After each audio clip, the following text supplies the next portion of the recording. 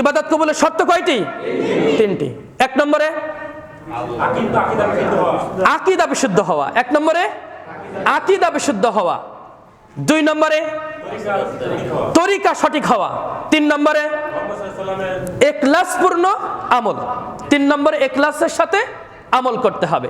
আমরা এই তিনটা বিষয় বুঝতে পেরেছি তো ইনশাআল্লাহ? ইনশাআল্লাহ। উক্ত তিনটি বিষয় জানার জন্য প্রয়োজন হচ্ছে ইলমের। উক্ত বিষয় তিনটি বিষয় জানতে গেলে কিসের প্রয়োজন? ইলমের প্রয়োজন। আজকে বিষয় কি?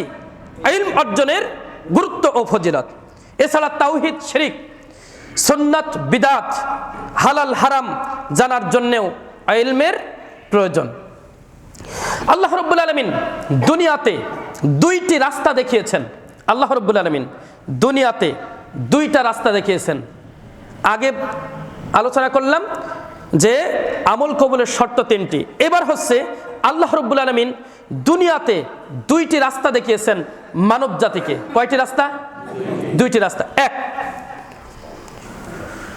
এক হচ্ছে ইম্মা শাকিরা, শুকরিয়ার পথ।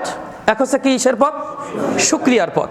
দুই নম্বর হচ্ছে ইম্মা কুফুরান, কুফরের পথ। দুই নম্বর কিসের পথ? তাহলে একটা হচ্ছে শুকরিয়ার পথ মানে আল্লাহর পথ, তার পথ। আর একটা হচ্ছে কুফরের পথ মানে শয়তানের পথ। একটি শয়তানের পথ, অন্যটি রহমানের পথ। বিষয়টা ক্লিয়ার কিনা? সূরা ইনসান 3 নম্বর আয়াতে এটা আসছে। আর এগুলি, এই যে পথ, এই যে আল্লাহর পথ কোনগুলি, শয়তানের পথ কোনগুলি, এগুলো আমাদের জানতে হবে না? আল্লাহর পথ যদি আমরা না জানি আমরা জান্নাতে যেতে পারবো? অবশ্যই ওটা আমাকে জানতে হবে। শয়তানের পথ কোনটা ওটা যদি আমি না জানি তাহলে ওটাতে আমি মিশে ওই শয়তানের কাজ করতে করতে একসময় জাহান্নামে চলে যাব। এজন্য এটাও আমাকে জানতে হবে। আর জানার জন্য কি প্রয়োজন? ইলমের প্রয়োজন। আবার হক বাতিল জানার জন্যও কি প্রয়োজন? ইলমের প্রয়োজন।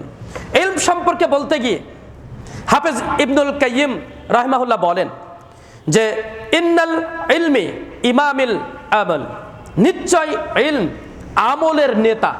কি বলছে দেখেন, নিশ্চয় ইলম আমলের নেতা ও পরিচালক। মানে আপনি যে আমলটা করবেন এই আমলের নেতা কাকে বলেছে? ইলমের। যদি আপনার ওই সম্পর্কে না জানা থাকে আপনি কিভাবে ওই ইবাদত বন্দি করবেন? একজন হুজুরের কাছে গিয়ে শুনলেন, শুধু আপনাকে বলল যে হ্যাঁ এটা এভাবে এভাবে করেন, কিন্তু ওর ফরজ ওয়াজিব বিষয়গুলো অবশ্যই অবশ্যই ইবাদত করতে গেলে আপনার লাগবে। তাই হাফেজ ইবনুল কাইয়িম রাহিমাহুল্লাহ বলছেন যে নিশ্চয় ইলম আমলের নেতা ও পরিচালক। কেন? ইলম ছাড়া যদি কেউ আমল করতে যায় তাহলে তার উপকারের চাইতে ক্ষতি হওয়ার সম্ভাবনা বেশি রয়েছে। ওই যে কথা বললাম যে আপনি যদি ইলম সম্পর্কে যদি না জানেন, মানে ইলম যদি আপনার যদি না থাকে ওই বিষয় যে বিষয় আপনি আমল করছেন, তাহলে আপনি কি করছেন, কোন পদ্ধতিতে করছেন, আপনি আসলে আল্লাহ রাসূল সাল্লাল্লাহু আলাইহি ওয়াসাল্লামের পদ্ধতিতে করছেন কিনা এটা অবশ্যই আপনাকে জানতে হবে না? যদি আল্লাহ রাসূল সাল্লাল্লাহু আলাইহি ওয়াসাল্লামের পদ্ধতিতে যদি না হয় তাহলে কি সেই ইবাদত আপনার কবুল হবে? মোটেও না। আমরা এর আগে অনেক হাদিস এই সম্পর্কে জেনেছি যে আল্লাহ রাসূল সাল্লাল্লাহু আলাইহি ওয়াসাল্লামের মতো যদি সিম্পল একটা সালাত যদি না হয় আল্লাহ রাসূল সাল্লাল্লাহু আলাইহি ওয়াসাল্লামের মতো করে, তাহলে তার সালাতে বাতিল হয়ে যাবে।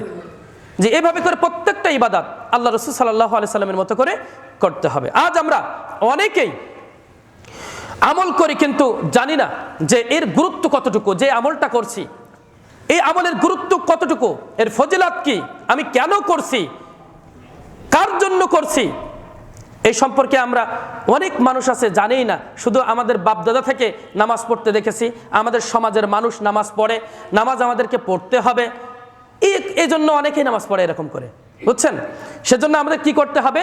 আমাদের প্রত্যেকের ফরজ যে বিষয়গুলো আছে, ওয়াজিব যে বিষয়গুলো আছে সে বিষয়ে উপরে আমাদের জ্ঞান অর্জন করতে হবে।